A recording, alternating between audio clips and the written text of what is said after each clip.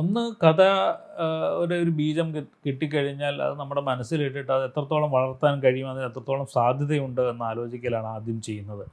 അതിന് ഇന്ന ഘടകങ്ങളിലേക്ക് പോകാൻ പറ്റും, ഇന്ന വിഷയങ്ങൾ നമുക്കതിലേക്ക് ആഡ് ചെയ്യാൻ പറ്റും, അതിനെ ഇത്രത്തോളം വളർത്താൻ പറ്റും, അതിന് ഇത്ര സംഘർഷ മുഹൂർത്തങ്ങൾ അതിനകത്ത് സൃഷ്ടിക്കാൻ കഴിയുമെന്നുള്ളത് നമ്മൾ കുറേ ആലോചിക്കുമ്പോൾ നമുക്ക് ഏകദേശം ഒരു ധാരണ കിട്ടും.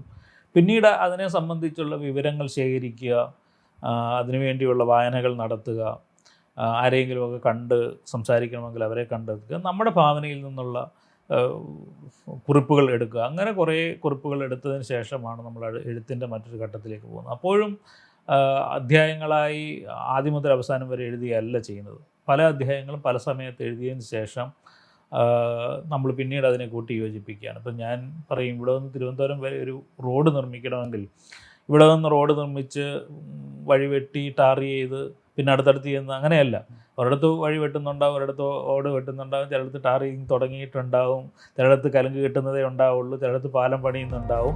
പക്ഷേ ഇതെല്ലാം പൂർത്തീകരിച്ച് നമുക്ക് അവിടെ ചെല്ലും, ആ വഴി വൃത്തിയാവുമെന്ന് നമുക്ക് അറിയാം എന്ന് പറയുന്നത് പോലെയാണ്. അതാണ് ഞാൻ പറഞ്ഞത്.